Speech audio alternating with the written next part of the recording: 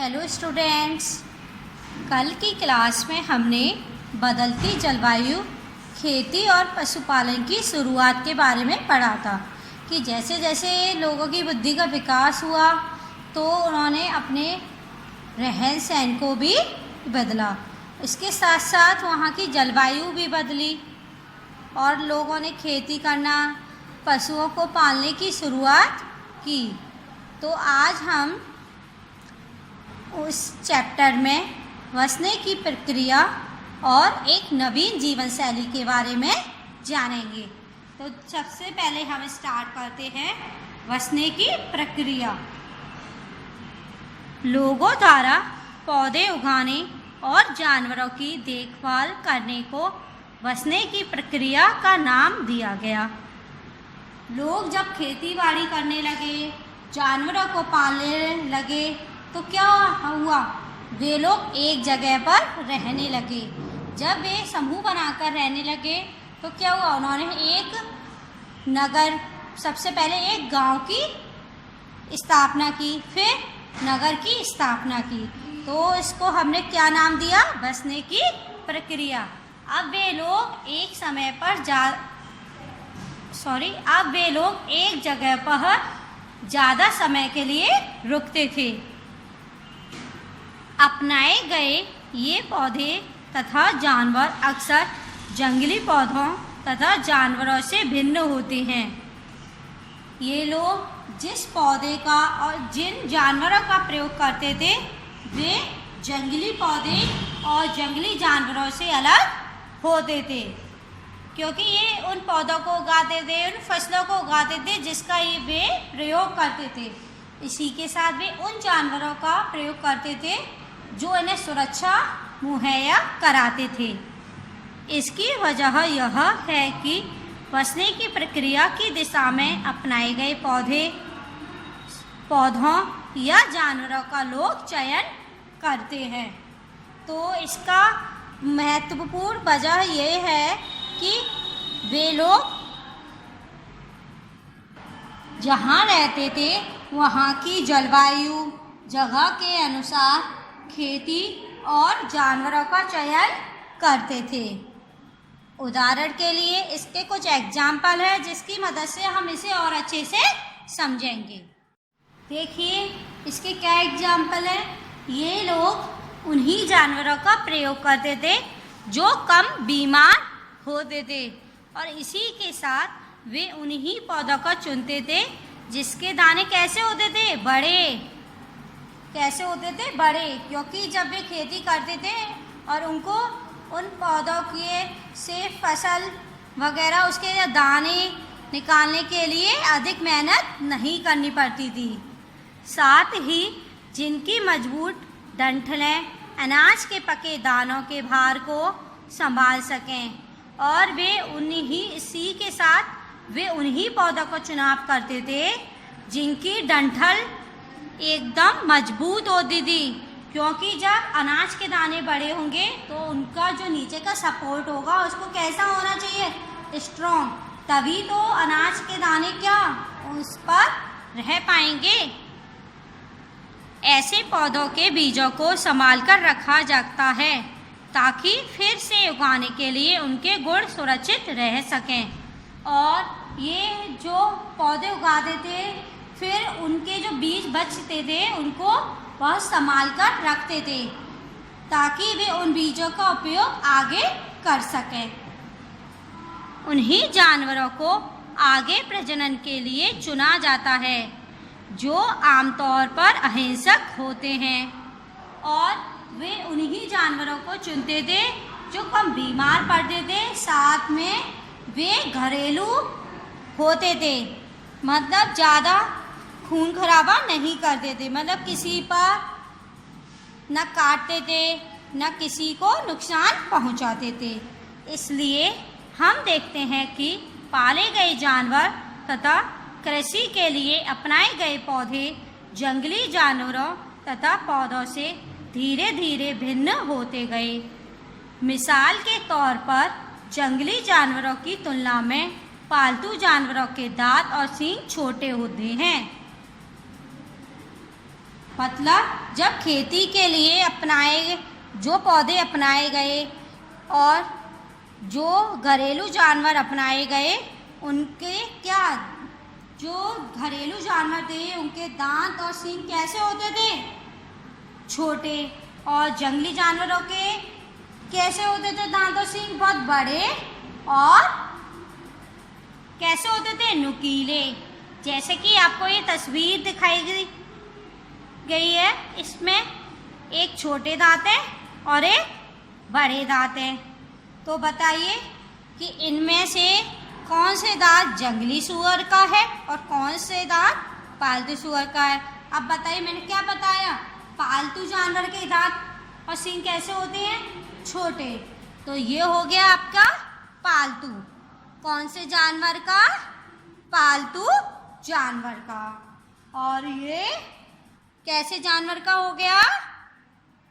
जंगली जानवर का। इतनी बात समझ में आ गई? बसने की प्रक्रिया पूरी दुनिया में धीरे धीरे चलती रही। अब यही प्रक्रिया धीरे धीरे प्रचलित हुई।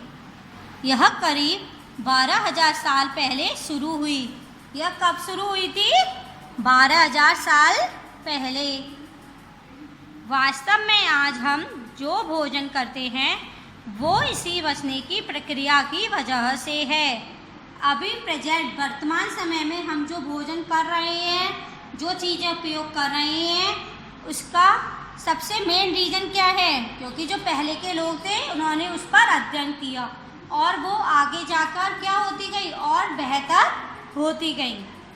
कृषि के लिए अपनाई गई सबसे प्राचीन फसलों में गेहूं तथा जौ आते हैं। सबसे प्राचीन फसल कौन सी है? गेहूं तथा जौ। उसी तरह सबसे पहले पालतू बनाए गए जानवरों में कुत्ते के बाद भेड़ बकरी आते हैं। अगर आपसे कोई पूछे कि प्राचीन काल में सबसे पहले किन जानवरों को पालतू बनाया गया था, तो नंबर फर्स्ट पर आप बोलोगे कुत्ता, फिर क्या बोलोगे? भेड़, फिर क्या बोलोगे? बकरी, फिर मुर्गी। ऐसे ही यह पीढ़ी दर पीढ़ी बढ़ते गए। इसका मतलब है कि जिन जानवरों का उपयोग करना वे सीख गए थे, वो उन्हीं जानवरों को पालतू बना लेते थे। इतनी बात सभी को समझ में आ गई? पालतू जानवर कौन कौन से हैं? कुत्ता, फिर भेड़, बकरी, इसके बाद क्या आएगा? मुर्गी। इतनी बात सभी लोगों को समझ में आ गई? अभी हमने बसने की प्रक्रिया के बारे में पढ़ा था। अब हम एक नवीन जीवन शैली के बारे में जानेंगे। अभी मैंने आपको बताया कि यह प्रक्रिया आगे बढ़ती रही। तो अब जैसे जैसे लोगों ने बुद्धि का विकास किया, रहने के तरीक़ों को बदला, तो क्या हुआ? उन्होंने एक नई जीवन शैली को अपनाया होगा। तो अब इसी के बारे में हम जानेंगे कि उनकी नई जीवन शैली कैसी थी। देखिए, तुम किसी पौधे के बीज को बोकर देखो, तुम पाओगे कि इसे विकसित होने में कुछ वक्त लगता है। आपने कभी ना कभी किसी पौधे को उगाया होगा, उसके लिए कुछ बीज डाले होंगे मिट्टी में। तो ये तो नहीं है कि आज आपने बीज डाला और कल वो पौधा उग गया, ये तो नहीं है। इसको उगने में थोड़ा समय लगेगा। इसमें कुछ दिन भी लग सकते हैं, महीने भी लग सकते हैं, या फिर साल भी लग सकते हैं।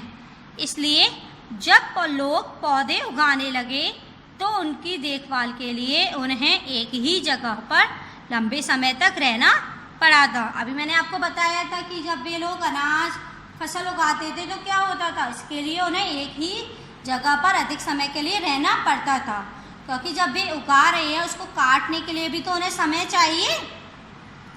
बीज बोने से लेकर फसलों के पकने तक पौधों की सिंचाई करने, खरपतवार हटाने, जानवरों और चिड़ियों से उनकी सुरक्षा करने जैसे बहुत से काम शामिल थे। जब आप किसी पौधे को उगाते हो या फसल उगाते हो तो आपको उसमें बोने से लेकर जब आप उस पौधे को या किसी फसल को बोगे, उसको जब तक बड़ा नहीं कर लोगे और फसल को जब तक काट नहीं लोगे तो उसकी देखभाल आपको करनी पड़ेगी। उसको प्रॉपर पानी देना पड़ेगा, उसको ये देखना पड़ेगा उसको कितनी धूप की ज़रूरत है, और आप ये भी देखोगे कि कोई जानवर या कोई पक्षी उसको खराब तो नहीं कर रहे। कटाई के बाद अनाज का उपयोग बहुत संभाल कर करना पड़ता था। अब जैसे ही आपने फसल को काट लिया तो क्या होता था, अब वो जो अनाज आपके पास है उस अनाज को आप खुला भी नहीं रख सकते थे, क्योंकि अगर बारिश हो गई या कोई जानवर उसको ख़राब कर गए तो पूरा अनाज खराब हो जाता। इतनी बात सभी को समझ में आ गई। अनाज को भोजन और बीज दोनों ही रूपों में बचाकर रखना आवश्यक था, इसलिए लोगों को इसके भंडारण की बात सोचनी पड़ी। जब हमें अनाज को संभाल कर रखना था तो अब जब हम संभाल कर रखेंगे एक तरीके से उसको क्या बोलेंगे, हम स्टोर करना, एकत्रित करना ही तो बोलेंगे, मतलब भंडारण में रखना, यही तो बात बोलेंगे। अब लोग अनाज को भंडार में रखने के लिए क्या करने लगे, जब आप बताइए, जब आप किसी चीज़ को स्टोर करते हो तो उसे आप किसी बर्तन में या किसी कंटेनर में रखते हैं, तो ऐसे ही वे लोग अनाज को भंडार में रखने के लिए क्या करने लगे थे, मिट्टी के बड़े बड़े बर्तन बनाने लगे, टोकरियाँ बुनने लगे या फिर ज़मीन में गड्ढा खोदने लगे। क्या तुम्हें लगता है कि शिकारी या भोजन संग्रह करने वाले बर्तन बनाते और उनका प्रयोग करते होंगे? अपने जवाब का कारण बताओ। करते ही होंगे, क्योंकि जब आप किसी चीज़ को एकत्रित करते हो तो आप उसे खुले में नहीं रख सकते, उसको आपको ढककर रखना होगा, कि आपको उसको ये देखना होगा कि उसकी कैपेसिटी मतलब उसकी क्षमता कितनी है कि आप उसे कितने दिन तक सुरक्षित रख सकते हो। इतनी बात सभी लोगों को समझ में आ गई। अब इसमें आपको नेक्स्ट टॉपिक दिया गया है जानवर, चलते फिरते खाद्य भंडार। मतलब वे जानवर जो दूध वगैरह देते हैं तो वे क्या होते हैं, खाद्य भंडार, हमें भोजन के लिए ही तो देते हैं, और ये जानवर एक जगह से दूसरी जगह भी जाते हैं। तो देखिए, जानवर बच्चे देते हैं जिससे उनकी संख्या बढ़ती है। अगर जानवरों की देखभाल की जाए तो उनकी संख्या तो बढ़ती ही है, साथ ही उनसे दूध भी प्राप्त हो सकता है जो भोजन का एक अच्छा स्रोत है।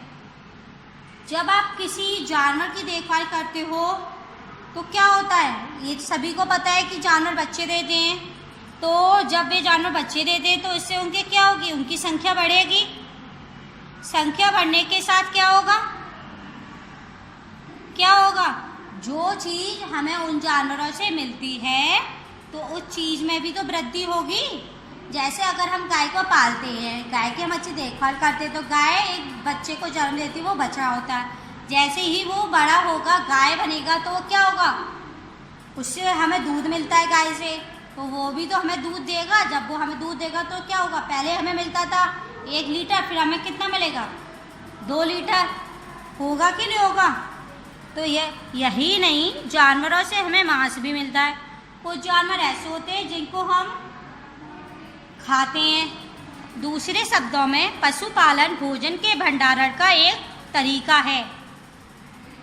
क्या है कि हम पशुपालन भोजन के भंडारण का, कि हम पशुओं को पालते हैं और उनके भोजन, जैसे मुर्गियां हम पालते हैं तो मुर्गियों का उपयोग हम किस लिए करते हैं, क्योंकि मुर्गियां हमें क्या देती हैं, अंडे देती हैं कि नहीं देती हैं, और उनको हम खाते भी हैं। देखिए इसमें नेक्स्ट, भोजन के अतिरिक्त जानवरों से और क्या क्या मिल सकता है, और आज जानवरों का उपयोग किस लिए होता है बताइए।